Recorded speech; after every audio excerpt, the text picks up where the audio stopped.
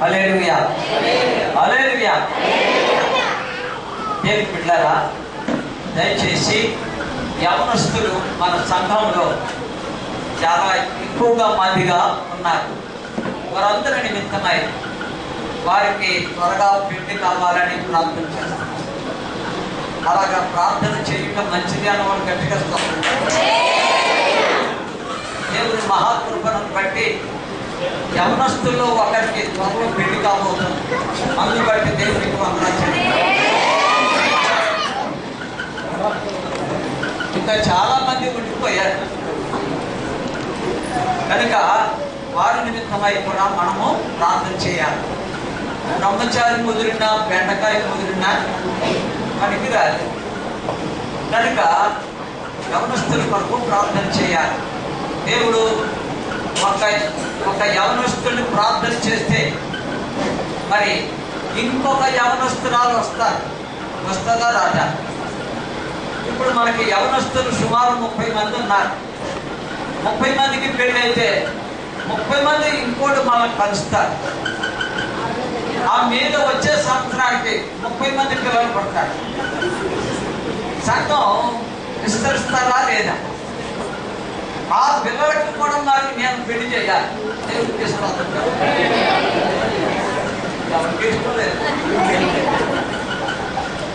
ఎంత త్వరగా పోతే అంత మంచిది అన్నవాడు గట్టిగా స్తోత్రం చెప్పండి. హల్లెలూయా.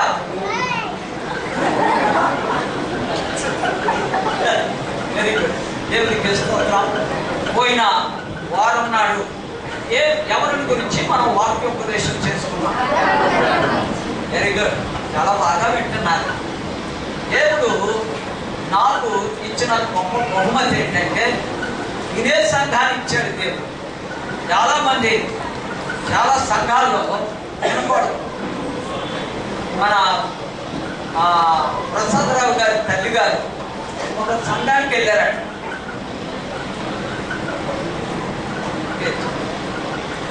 ఒక సంఘానికి వెళ్ళారు. వెళితే అక్కడ ఒక మాస్టర్ గారిని వాక్యం చెప్పమన్నారట. ఆయన 15 నిమిషాలు 20 నిమిషాలు వాక్యం చెప్పిన తర్వాత ఇంకా చెబుతూ ఉన్నాడంట. దాటిపోయిన తర్వాత ఒక సంఘ పెద్ద వచ్చాడంట. ఇంకా సోది చెప్తా ఉంటావు ఏంటి నువ్వు అగా అనే అని అంటాడు. అంటే ఎంత మంచి సంఘము! దేవుడు అంత మంచి సంఘాలు ఇచ్చినందుకు అందరూ స్తోత్రం చెప్తాం. హల్లెలూయా.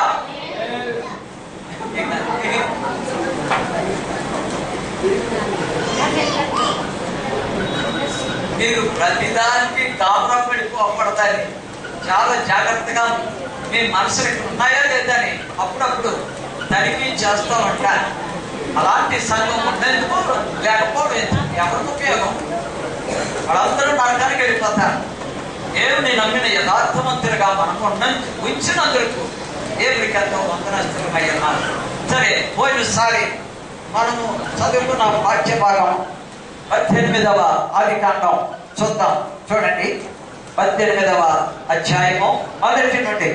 మరియు మమ్రే దగ్గరనున్న సింధూర వనములో అబ్రహాము ఎండవేళ గుడారపు ద్వారమందు కూర్చుని ఉన్నప్పుడు యెహోవా అతనికి కనబడెను. అతడు కన్నులెత్తి చూచినప్పుడు 3 మనుషులు అతని ఎదుట నిలవబడి ఉండేది. అతడు వారిని చూచి గుడారపు వాకిట నుండి వారిని ఎదుర్కొనుటకు పరుగెత్తి నేల మట్టుకు వంగి, ప్రభువా, నీ కటాక్షము నా మీద ఉన్న ఎడల ఇప్పుడు నీ దాసుని దాటిపోవద్దు. నేను కొంచెం నీళ్లు తెప్పించదను. దయచేసి కాళ్ళు కడుగుకొనమని ఆ చెట్టు కింద అలసట తీర్చుకుని కొంచెం ఆహారము తెచ్చదను. మీ ప్రాణములను బలపరుచుకునడి. తరువాత మీరు వెళ్ళవచ్చును. ఎందు నిమిత్తమే కదా నీ దాసుని యొద్దకు వచ్చితిరని వారు నీవు చెప్పినట్లు చేయుదుమనగా, అబ్రహాము గుడారములోనున్న శారా యొద్దకు త్వరగా వెళ్ళి నీవు త్వరపడి 3 మానికల మెత్తని పిండి తెచ్చి పిసికి రొట్టెలు చేయమని చెప్పాను. మరియు అబ్రహాము పశువుల మందకు పరిగెత్తి ఒక మంచి లేత దూడను తెచ్చి ఒక పనివానికి అప్పగించాను. వాడు దానిని త్వరగా సిద్ధపరిచెను.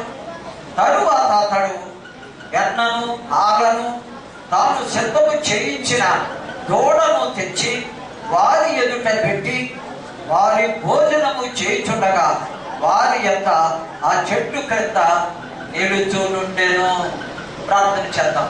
దగ్గర మా తండ్రి, ప్రేమగల ప్రభువా, నీ లేఖన భాగాన్ని బట్టి, నీ గొప్ప కృపలను బట్టి, మాకు మీరు మాట్లాడడానికి ఇష్టమైన రీతిని బట్టి కృతజ్ఞతాస్తుతులు నీకేం చెల్లిస్తున్నాం.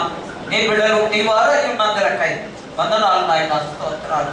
నా జీవితంలో ప్రభువా, నీవు చేసిన ప్రతి ఉపకారాల కొరకై వందనాలు. ఈ వారం అంతట్లో నీ బిడ్డల్ని నీ బలిష్టమైన బాహులు చాటున బహుభద్రంగా దాచి కాచి కాపాడి, వారు ఎన్నిక లేని వారైనా, ఏ స్థితిలో ఉన్నా, బలహీనులైనా వారి కొరకు నీ సన్నిధిలో ప్రార్థించినప్పుడు అందరినీ బలపరిచి, స్థిరపరిచి, ధైర్యపరిచి, ఉచ్చరింప సత్యము కాని మూర్ఖులతో నేను స్తుతించేవారిగా, కీర్తించేవారిగా, ఎల్లప్పుడూ నీ నామానికి మహిమను ఆరోపించేవారిగా నీ బిడ్డలు మీరు దినదినము ఈ విధంగా చేస్తున్నందుకై వందనాలు. ఈ వారం అంతట్లో అనేక మంది బిడ్డలు ప్రభువా, మరి మా సంఘములో ఉన్న ప్రతి అంగముల వారి కొరకు ప్రార్థించగా గొప్ప కార్యాలు చేసిన రీతిని బట్టి వందనాలు. యెహోవా, నీ సన్నిధిలో నిత్య సంతోషాలు ఉన్నాయి. ఆ గొప్ప సంతోషాల కొరకు నీ బిడ్డలు మరలా నీ సన్నిధికి నడిపించి ఆరాధన చేయడానికి యోగ్యమైన పరుగుట్లుగా మీరే తీర్చిదిద్దినందులకై వందనాలు. నీ ఆశీర్వాదాలు నీ బిడ్డలందరి మీదుగా రానివ్వండి. వారిని 30 60 100 ఆశీర్వాదాలు నీ బిడ్డలకి అనుగ్రహించండి. వారు తీసుకుని వచ్చిన కానుకల బియ్యాన్ని బట్టి, అలాగే కృతజ్ఞతలు, దశమ భాగాలు, నైనా ప్రతిష్టార్పణలు యావత్తును వారి గుప్పులు విప్పి ధారాళంగా నీ కొరకు సమర్పించిన కానుకలను నీవు చూచుతున్న దేవుడు అయి ఉన్నావు. వారు తగిన ప్రతిఫలము పొందుతారని మీరు ఆశీర్వదించిన ఆశీర్వాదం నీ బిడ్డలకు సమృద్ధిగా దిగివచ్చును కాక. వాక్యము మీది మాట్లాడేవారు మీరు కనుక కొద్ది సమయాన్ని నీ బిడ్డలైన మాతో సూటిగా తేటగా మాట్లాడండి. మహిమ నీకు రావాలి, ఘనత నీకే రావాలి. ఏ ఒక్కరికి రావడానికి వీలేదు. యేసు ప్రభుల వారి ఉన్నతమైన నామములో ప్రార్థించి స్తుతించి కొనియాడి ఏడుకొనుచున్నాము మా పరమ తండ్రి. ఆమేన్. హల్లెలూయా. ఈ యొక్క 18:1 అబ్రహాం గారు ఎండవేళలా ఆయన చేస్తున్న పని ఏంటన్నా? ఆయన ప్రార్థన చేస్తున్నాడు. ఎండవేళలో చాలా జాగ్రత్తగా ఈ మాటలు కనుక మనం చెప్పుకున్నట్లయితే, ప్రార్థన చేసే సమయాన్ని, దేవుడు కోరుకునే సమయాన్ని జాగ్రత్తగా ఆలోచన చేస్తే మీరు చూడండి, దేవుడు అన్నాడు తెల్లవారుజామునే దేవుని స్తుతించాలి, ప్రార్థన చేయాలి, లేకపోతే ఆయన సన్నిధిలో గడపాలి. ఎప్పుడు నుంచి ఎప్పటి వరకు? తెల్లవారుజామునే 4 గంటల నుండి 7 గంటల వరకు. ఏమండి, మళ్ళా అన్నమాట, తెల్లవారుజామునే 4 గంటలు వేసినప్పుడు ఆ లేచిన వెంటనే అని ఎగిరి ఇలా కూర్చొని స్తోత్రము నాయన, స్తోత్రము నాయన, స్తోత్రము నాయన అంటారా? ఏమంటారు?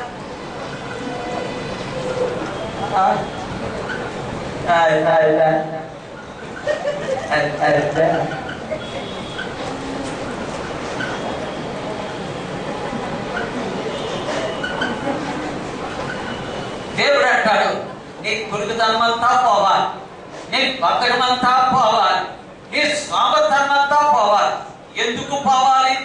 కారణం ఏంటి అనంటే, ఏలయనగా నీ దేవుడు దహించు అగ్ని. సాధారణంగా మీరు ఎప్పుడన్నా చూడండి, ఆ సమయంలో ప్రార్థన చేయడం సామాన్యమైన విషయం కాదు. ఎవరైనా చేస్తారో ప్రార్థన అంటే దేవుని కొరకు నిలబడాలి, దేవుని కొరకు పౌరుషం ఉండాలి, దేవుని కొరకు రోషం ఉన్న వాళ్ళని మాత్రమే చేస్తారు. నేను చిన్నప్పుడు పనికిమాలి పనులు చేసేవాడిని హాస్టల్లోనే. ఏంటంటే ఒక సూదిగా గుట్ట చేసి కోడి పెంటలో ముంచి ఆ పడుకున్న వాళ్ళు ముగ్గులో తోసేవాడు. అడు నిద్రలోనే ఎలా పానేసుకుంటే వాసన లోపలికి వెళ్ళిపోతూ ఉండేది. ఆడు లేచుకొచ్చి అని నిద్ర కొట్టడానికి దగ్గరగా మా గృహంలో 26 మంది ఉంటున్నారు విశ్వాసులు. వాళ్ళకు కూడా లేకపోతేనే దేవుడి గారు పాపం చాలా బాధపడుతున్నాడు. అందరి పాపం నేను చేసిన పని చెప్తే బాగుంటుంది అని అనుకుంటున్నాను. వాళ్ళు నిద్రపోవడం చూసి అది ముగ్గులో పెట్టేయండి. వాళ్ళు చేశారు కొత్త ముగ్గులో పెట్టేవాడి, కొత్తవి ఇక్కడ అంటించేవాడు. అనేది అప్పుడు మొత్తం మానేసుకునేవాడు. కనుక అలా అంటే దేవుడికి ఉన్నటువంటి గొప్ప విషయం ఏంటంటే నువ్వెప్పుడు భర్తకస్తుడువో, నువ్వెప్పుడు సామరవాడువో, నువ్వెప్పుడు ప్రార్థన చేయడానికి ఇష్టపడవో అప్పుడు లేచి నన్ను స్తుతించమంటాడు. అది దేవుడిలో ఉన్న గొప్పతనం. అది దానికి అలా ఉంచండి. రెండవది రాత్రి పడుకునే సమయాన్ని. రెండవది ఏంటంటే రాత్రిలో పడుకునే సమయాన్ని. పడుకునేటప్పుడు ఏమనిపిస్తుంది? మీరు గబగబా ప్రసంగం ముగించేస్తే నేను వెళ్ళి పడుకుంటాను. పడుకోవడానికే మనుషులు ఎప్పుడు ఆలోచనే తప్ప ఆ దేవుని యొక్క మాటలేంటో, ఆ దేవుని కీర్తించడం ఎట్లాగో, ఆ దేవుని మీద ఆధారపడటం ఎట్లాగో ఎప్పుడు మనుషుడు ఆలోచన చేయలేదు. అది రెండవది కదండి. ప్రార్థన చేస్తే చాలా మరి మాకు ప్రతిరోజు కుటుంబ ప్రార్థన ఉంటుంది. తెల్లవారి గంటలు ఉంటుంది, సంతకాడ ఉంటుంది. మా ఇంట్లోకి కొత్తగా ఆటో నడిపే ఒక అయ్యగారు వచ్చారు. ఆయన ప్రార్థనకు వచ్చారమ్మా? రాలేదు. ఆయనకు అలవాటు లేదు కదా, ఏమో ఆయన కొంత లేదో నాకు తెలియదు, కానీ నేను వచ్చాను అంటారు ఆవిడ. కనుక మా గృహంలో దిగారు. నిన్న మొన్న దిగారు. ఇప్పుడు ఉదయాన్నే ప్రార్థన మా ఇంట్లో, సాయంకాలం ప్రార్థన. నేను అనుకుంటున్నాను ఆవిడ ఏమనుకుంటుంది, నాకు కర్మజాలి ఇలాంటి ఇంట్లో దిగేదేంటి, నేను ఏంటి గోళ తెల్లారి గంటల నిద్రపోనే ఉంది. మరి అలాగని చెప్పి సంతగాడు పడుకుందామనంటే 10 గంటల దాకా గోలే గోళ. అందులో రాత్రి మంచి పొగళ్ళు, భక్తులు, డ్యాన్సులో పిల్లలు దయచేసి రకంగా. నాగేశ్వరరావు గారి కుమార్తె రాత్రి లేనందుకు చాలా చింతించాను.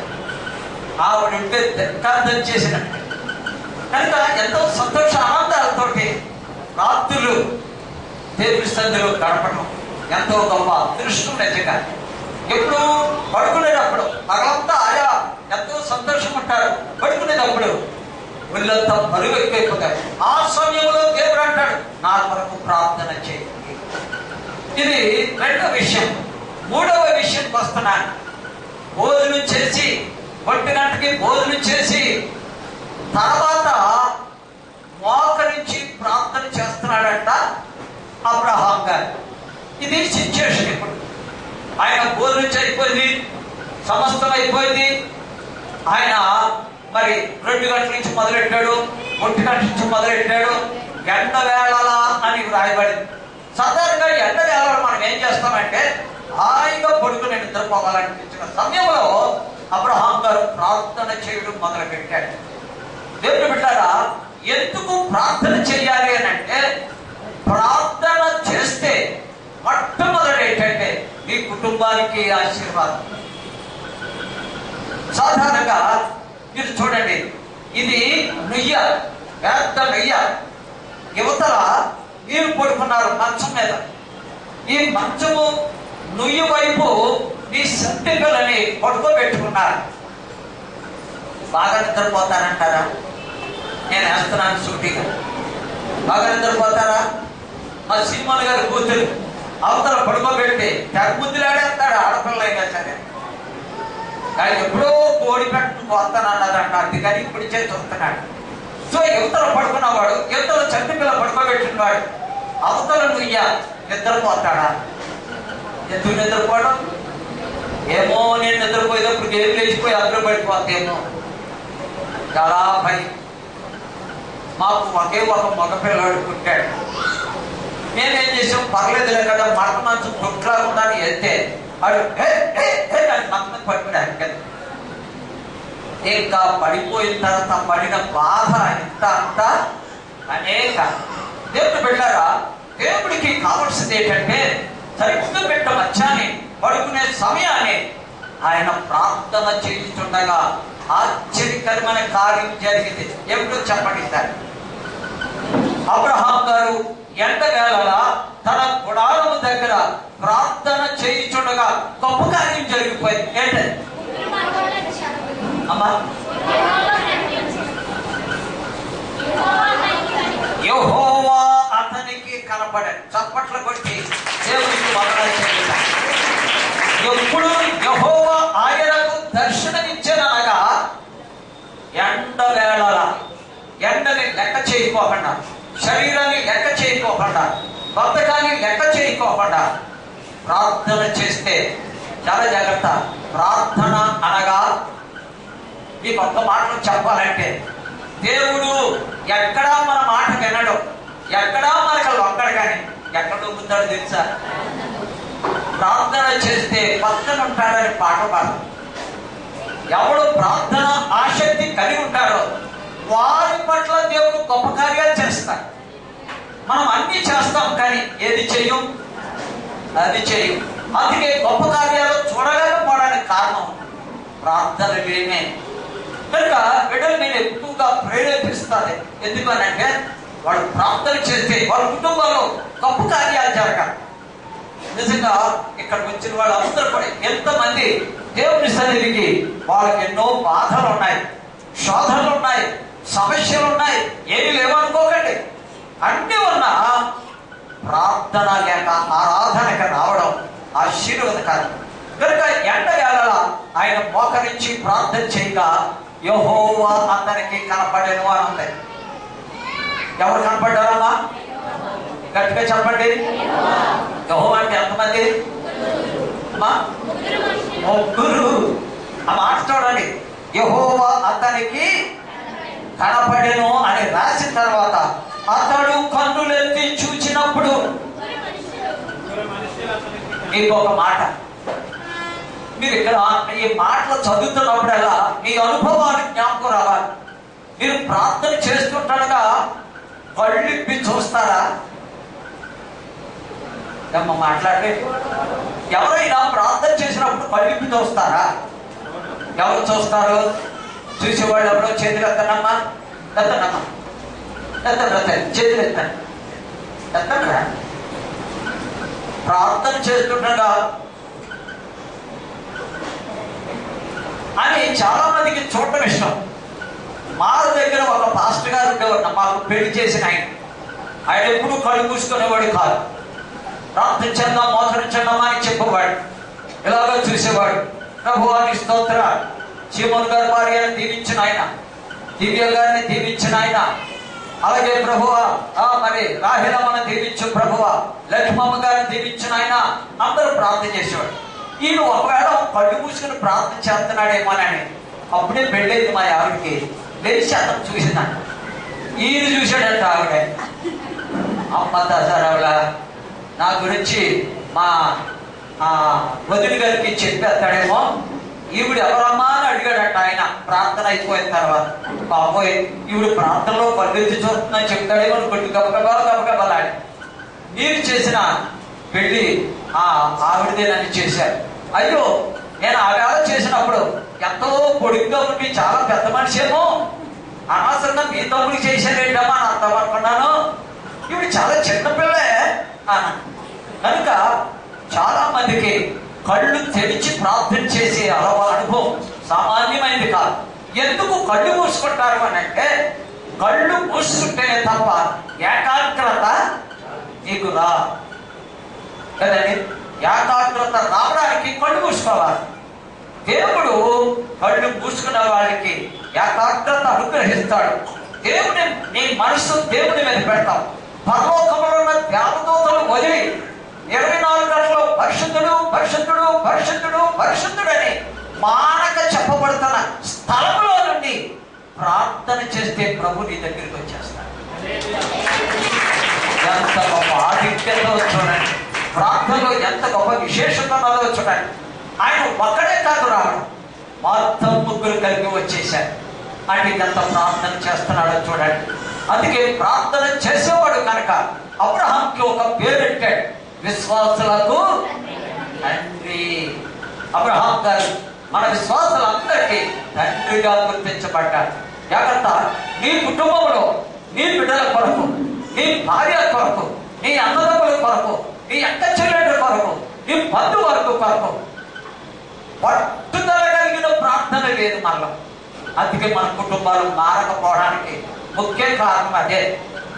నువ్వు వస్తావు, నీ భార్య రాదు, నీ భార్య నువ్వు వస్తావు, నీ పిల్లలు రాదు, నీ పిల్లలు వస్తారు, మీరు రాదు. ఒక్కొక్కసారి ఒక పద్ధతి, ఒక పట్టుదల, ఒక విశ్వాసం లేదు కనుక దేవుని మీద ఆధారపడే వ్యక్తులుగా మనం ఉంటాం. అలా ఉన్నప్పుడు దేవుడు వచ్చి ప్రత్యక్షమయ్యాడు. మరి ఇంకనూ దూరముగా ఉండగానే అనండి అబ్రహాం గారు అప్పుడు ఏ మేడలో ఉన్నాడమ్మా? తన సొంత మేడలోనా? ఇప్పుడు అర్థమంటే ఏంటి? చాలాసార్లు రోడ్డు పక్కనే గొయ్యి తగ్గేవాడు వస్తారు, ఎప్పుడైనా చూసేదో లేదు. ఆ గొయ్యి తగ్గేవాడికి అక్కడే గుడారం వేసేస్తారు, కంటేసేస్తారు, వేసేసి వారము 10 రోజులు అందులోనే పడుకుంటారు. పావులు వస్తాయని భయలేదా? బాగా సాయంకాలం దాకా కష్టపడతారు, చక్కగా నిద్రపోతారు, ఉదయకాలంలో వేస్తారు, మళ్ళీ పనులకు వెళ్ళిపోతారు. కనుక గుడారములో ఉన్నాడు అబ్రహాం గారు. ఎప్పుడైనా సరే బాగా చాలా మంది ఏం కోరుకుంటారంటే, నాకు ఇల్లు ఇవ్వాలి ప్రభువా, నాకు వాకిలి ఇవ్వాలి ప్రభువా, డబ్బు లేదు నాయన డబ్బు ఇవ్వాలి ప్రభువా, నా పిల్లలకి సరిగ్గా సరిపోయి చేయకపోతున్నానయ్యా, నా పిల్లలకి ఏమైనా కనికరం చూపించమా అంటారు. అవన్నీ కనుక నీకున్నట్లయితే దేవుడు నీవు ఇల్లు కావాలని ప్రార్థన చేసావు, ఇల్లు ఇచ్చాడు. భార్య కావాలని ప్రార్థన చేసావు, భార్యని ఇచ్చాడు. డబ్బు కావాలని ప్రార్థన చేసావు, డబ్బు ఇచ్చాడు. ధర్మయ్య గారికి అసలు ఆ పొలం అమ్ముతారా, దాని మీద డబ్బు వస్తారా, మేము వస్తే మేము నమ్మమంటారా, ఇక మా పని తెలియమోనండి అనేవారాడు. ఇప్పుడు అమ్మకం అయిపోయిందా? చెప్పండి, ఏంటైపోయింది? రాసేసుకున్నారు. ఏమన్నా డబ్బులు ఇస్తానన్నారా? మనకంటే నాకు కాదు, నీకు కనుక నీకు వస్తాయి. ఎందుకంటే ఎంతో మంది ప్రార్థన చేశారు, ప్రభువా ఆ స్థలం అమ్మబడాలి. వాడు బాధలు చూస్తే ఒక ప్రక్కనే మనోడు వచ్చాడా, మనోడు క్యాన్సర్ జబ్బు మరి మెడ్రాస్ వెళ్ళి, మెడ్రాస్ ఇంకా ఇక్కడి నుంచి మెడ్రాస్ ఎంత దూరమో అక్కడి నుంచి అంత దూరం నాగపట్నం అదేంటి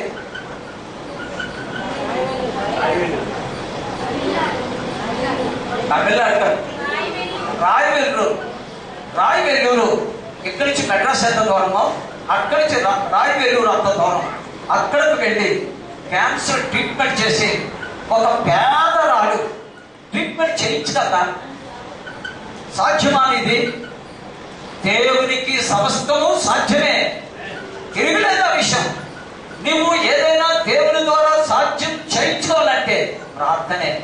నీకెక్కడా ఒక్కడు దేవుడు మోకరించి ప్రార్థన చేసినప్పుడు నీ ప్రక్కనే ఉండి నువ్వు ఏడుస్తుంటే ఆయన ఏడుస్తాడు. నువ్వు ఎంతో బాధపడుకుంటుంటే నీ నిమిత్తమై బాధపడే దేవుడు మనకు దొరికాడు. నేను లాంటి దేవుడు ఎక్కడైనా దొరుకుతాడా? కనుక నీవు ఎప్పుడు చేయగలవు? ప్రార్థన, విశ్వాసము, నిజమైన భక్తి ఎప్పుడు చేయగలవంటే ఏమీ లేని సమయంలో. మర్చిపోవద్దు, ఎప్పుడు చేయగలవు? ఇప్పుడు చూడండి, మీ అక్క వచ్చారా?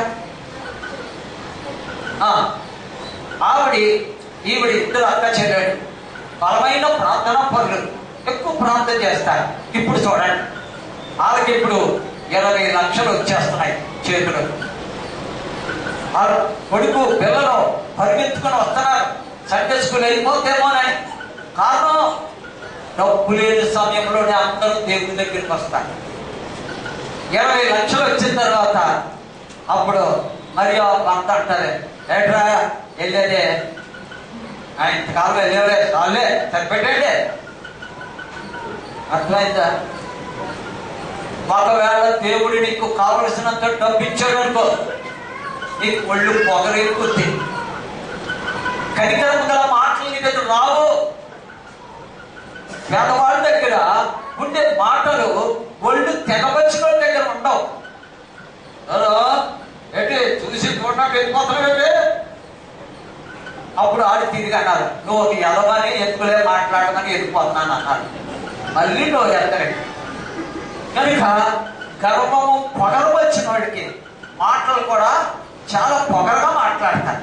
దీనులు, దరిద్రులు, పేదవారు లాంటి వారు చక్కగా మాట్లాడతారు.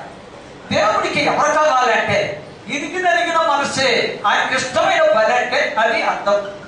కనుక అబ్రహాం తాను తగ్గించుకొని ప్రభువాన్ని మొదలుపెట్టినప్పుడు ఎండ వేళలా ఆయనకు వచ్చి కనపడ్డాడు. ఆయన దూరంగా నిలబడ్డారు వాడు.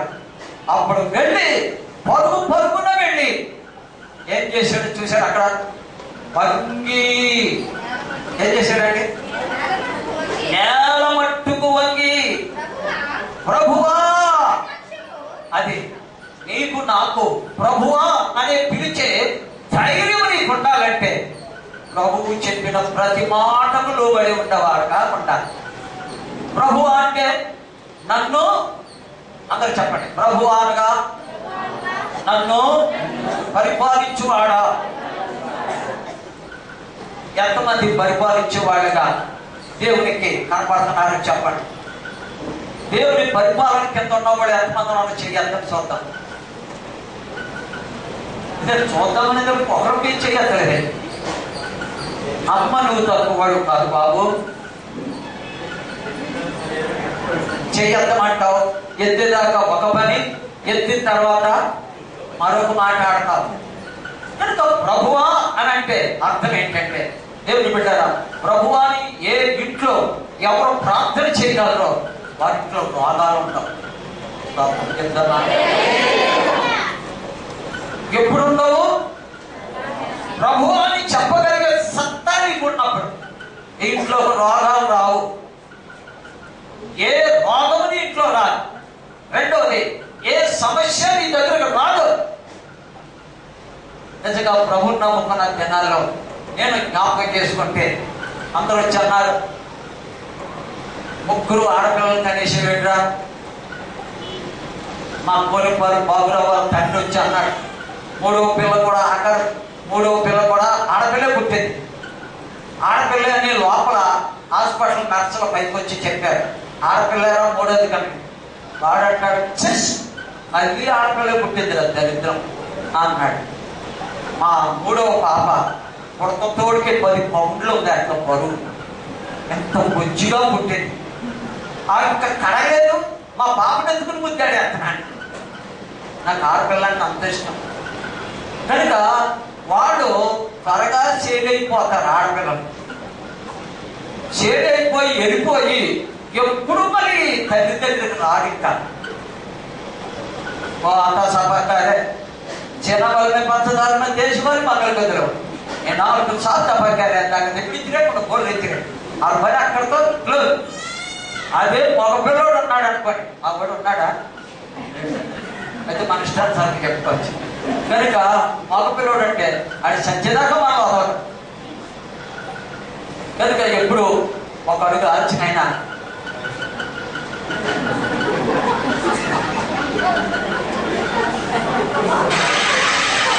చప్పట్లు పడతాం.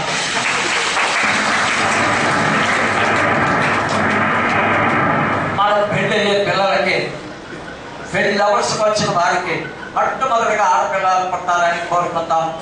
జ్యోతమ్మ గారి స్తోత్రం చెప్తారు. ఆవిడ నేను సచ్చినాలో ఒప్పుకోనంటారు. నాకు మగపిల్లవాడే పుట్టాలి అని అంటారు. నేనంటాను, నీకు మొట్టమొదటి ఆడపిల్ల పుడతాను, నా దీవెనది. అలాగంటప్పుడు ఏమంటారు, నీ దేవుడు నాకు ఉంది బాబు నీకు దానమాట. దేవుడు బిడ్డారా, ఆడపిల్లల దగ్గర ఉన్న ఆప్యాయత మగపిల్లల దగ్గర ఉండనే ఉండదు. మన మధ్య నుంచి మలేషియా వెళ్ళిపోయాడు నాగిరెడ్డి. అమ్మా ఏమన్నా మాట్లాడుతున్నాడా కట్టుకోసారి అంతే. ఆ తర్వాత నాగరికి బాగా చెప్పి